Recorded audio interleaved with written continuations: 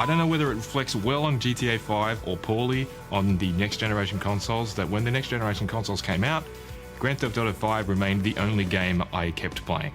Oh, there's a surprise! By giving you 3 totally different characters to switch between, GTA 5 managed to weave a strong narrative thread through the usual chaotic sandbox gameplay. I've been a really good boy, Doc. Really good, not one problem. One time that I was, as Michael, just casually seeing his shrink, you know, getting a lecture, and then I swapped to Trevor, and immediately afterwards he's just throwing some guy off a bridge. I wish we had more time to delve into the real implications of your bigotry. It was totally unexpected, and like he had his own world beyond me, and yeah, all of those moments were just really, really funny. Trevor is a what? Trevor is a good guy. Trevor, it's all about Trevor, what he did, what he looked like, his voice actor, everything was brilliant. Thanks to the fact that it had 3 main characters, they were able to put someone like Trevor in there as one of them. He would never have been a main character. I'm sorry. Where are my manners, right? I mostly liked the cheats that you could enable.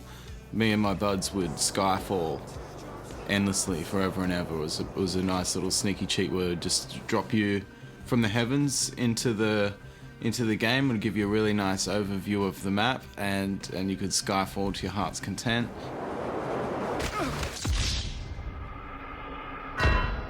The physics in that game, the day-night cycle, the size of the city, the fact that everyone in that city is just driving around like it's real, like they actually exist, was just mind-blowing. It was fantastic. Each of its parts are more impressive in a lot of ways than sort of dedicated games in those genres. The driving in GTA 5 is more successful than, you know, pure driving games, like some pure driving games. There are third-person action games that don't get it as right as GTA 5, and yet GTA 5 is doing all these other things at once. The emergent fun that you can glean from GTA 5 it's literally infinite. I'm in love with you. The f are you talking about, well, Doc? that's not true. Good, you're learning. Good. What's going on? Nothing. It just... I think you need a new therapist. Hex, there are a few games where you can load it up to find your character drunk in their underpants and surrounded by corpses. Okay, next up, number 4 is a game that truly broke new ground.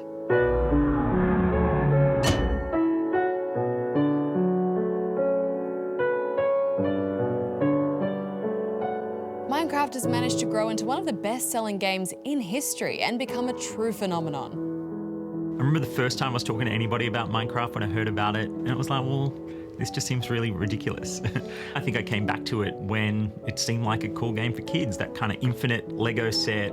They love that more than anything else on the planet right now. Minecraft to me is like the best case that indie gaming is totally a valid thing for anyone who's got an amazing idea. This is a game where we've got cubes, basically, that make up the world, and we would all think of that as too lo-fi. People love landscapes in Minecraft, and people just love exploring and tinkering and doing crazy stuff. I think this was the ultimate sandbox experience for people who aren't looking for conflict in their game.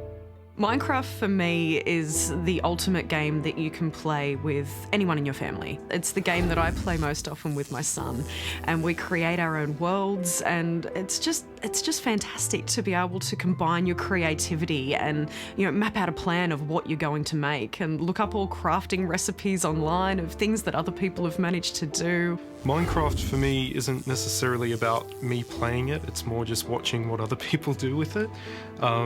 And the potential for whole new worlds that we've never explored in games, but also interpretations of worlds we have seen. That's where the real excitement is for me. It's kind of made indie games mainstream. It's brought back that retro gaming vibe to a big way, to a bigger audience.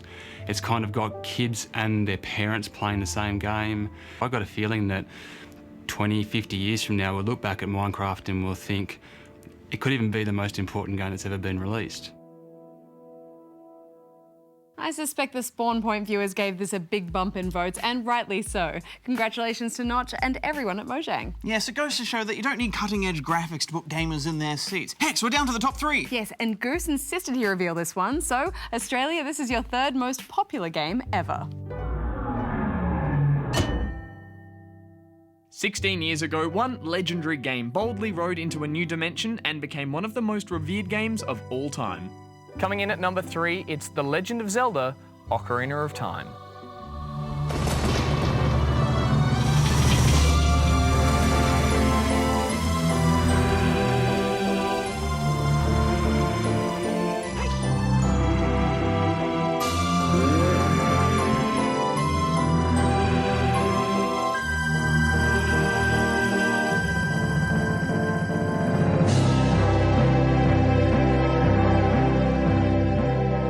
In a time of transition, when most games were just struggling to move to 3D, Ocarina of Time took the already beloved Zelda franchise and expertly transformed it, setting an almost unobtainable standard for future adventure games. It introduced me to a certain strangeness in games, a cryptic nature where the story isn't necessarily cut and dry. There's a little bit open to interpretation, and there's a beauty in that I still seek in games.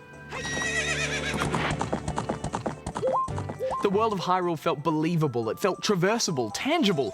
Before the Grand Theft Auto and the free roam stuff, when you came off these 2D games and you played Legend of Zelda, it was just massive. And the soundtrack was awesome, the items were awesome, and what I really loved about that game is my mum played it too. When we got stuck, my mum would go, boys, look up, and we'd look up and there was like an item or something that we could hook shot to. When I first played Ocarina of Time, I was really, really young. It was one of the first games I played on the 64, and I kind of had no idea what I was doing, but I managed to get Epona, and I just remember a lot of the time having no idea where to go. I would just ride around the fields at nighttime, and I didn't realize the first time it went to night that things would pop out of the ground and try to attack me, and I was absolutely terrified. But even that sense of not knowing what was going to happen and the exploration just around that field was so, so awesome. With all its locations, characters, quests, songs, dungeons, mechanics, enemies, masks, minigames, collectibles, and secrets combined, Ocarina was a triumph that connected with so many people. And it was like that game had grown up with me. I think that was the most beautiful thing about Ocarina of Time. At that time, it was cutting edge, and it was the best looking game out. It was the most ambitious game Nintendo had ever made, or anyone had ever made. In today's race to outdo and outshine everything that's come before it, you'd be hard-pressed to find a gamer out there who's forgotten that feeling the first time they left Kokiri Forest, scaled Death Mountain, leapt over Gerudo Valley, or just rode off into the sunset. Ugh.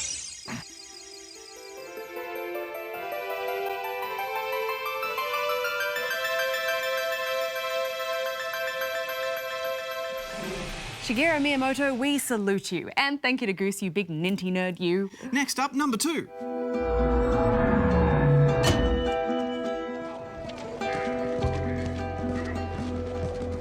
Seems like more people are getting infected.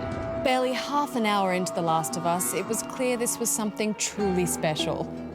It managed to generate moments of beauty, emotion, and stillness while never letting that constant threat of danger subside. All right, move on through. Thanks. It's not what they put in there, it's what they don't put in there. There's this section that occurs just after Joel and Ellie become sort of separated. It's just them. And you sort of go into this underground section, and the whole time I'm sitting there waiting for something to leap out and just eat my face. And this section takes about half an hour to get through, and it's dark, and you're sort of using your torch, and nothing happens. You get out the other side, and nothing's happened. Nothing's attacked you, and it's just that all of that tension has just built up in this just knot in your stomach, and nothing happens. And I think that's really, really clever. Okay. Let's get a move on.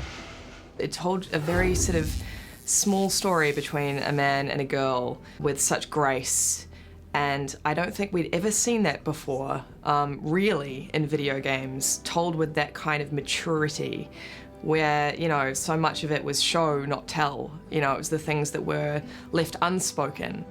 I can take care of myself. How many close calls have we had? Well, we seem to be doing all right so far. And now you'll be doing even better with Tommy. I would say that probably 90% of video games focus entirely on being fun and don't care at all about story. And so to have a game that pushes so far in the other direction is really noteworthy. And I think people were really, really surprised. I have friends who don't play video games who watched the cutscenes of The Last of Us almost like a film, because it really was trying something bold and grandiose with the medium. You won't survive long out there. I can protect you.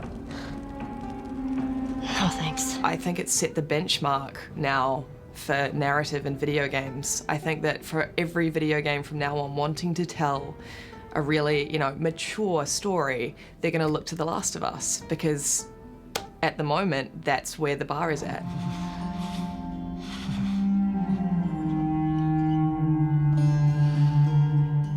Well, we all knew that one would be high up there, and it joins a small but ever-growing list of games that are truly cinematic experiences. Every time I see footage of that game, I want to go back and play it all over again. And that's saying something. It has power over me. Indeed.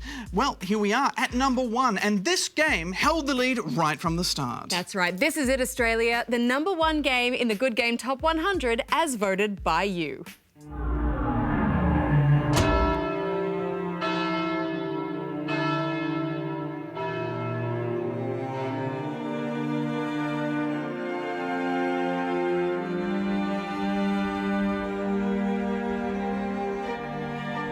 The Elder Scrolls series has long pushed the boundaries of open-world RPGs, and with Skyrim, Bethesda gave us a sense of gaming freedom that we could once only dream of. Like the things you can do in Skyrim, it's just incredible. The scope of it, the breadth of it, it's just majestic. My strongest memory of Skyrim is basically just wandering around that enormous landscape and sort of realizing the sort of breadth of it. And like nothing was sort of preordained for me. It was all up to me. It was just that sort of scope and that freedom that sort of took my breath away when I played that game. It's just such a massive game. You know, its lore is deeper than the Mariana Trench. It was just a huge environment with tons of different characters and tons of things to do. I have a friend who's logged about 800 hours into that game on a Steam account. It's embarrassing. Tom, you're a bad person. It was so easy to lose yourself in this beautiful game. From lush wilderness to rolling, craggy tundras, from flowing streams to frozen mountain peaks, you conquered it all. But while you ruled the land, something else controlled the skies.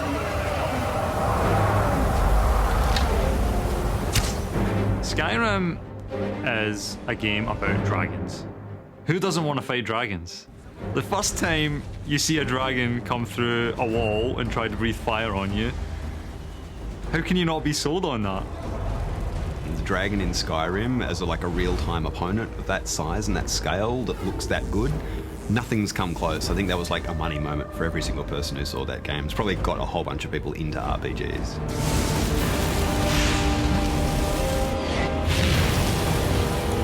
In this world, you could live out your wildest fantasies. Skyrim, you could either play as a floral guy just picking flowers, or you could punch dragons in the face. Day upon day mining, eking out an existence and modding it so that they have to eat and sleep like a normal person. It really struck a chord with people. I used to be an adventurer like you. Then I took an arrow in the knee. It's got this undefinably addictive quality due to the imaginative world building and depth that they really put into the environments. I still think Skyrim gives someone that non-linear adventure like no other RPG out there, and it's probably why it's so popular. It came out in 2011, and to this day, it's still absolutely beautiful. It's stunning. The thing about Skyrim for me is because I'm a bit older, you know, kind of an old fogey, Skyrim's sort of the game that I wish we had. You know, when I was a kid, you'd play these kind of blocky little RPGs or text adventure games, you know, Zork.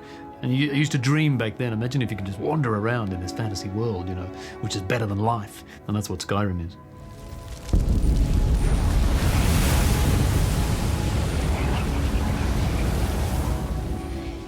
We were so happy to inform Bethesda of their #1 spot, and they wanted to share this message with us. All of us here at Bethesda Game Studios want to thank all of our fans in Australia for this incredible honor and all your support over the years. Thanks a lot.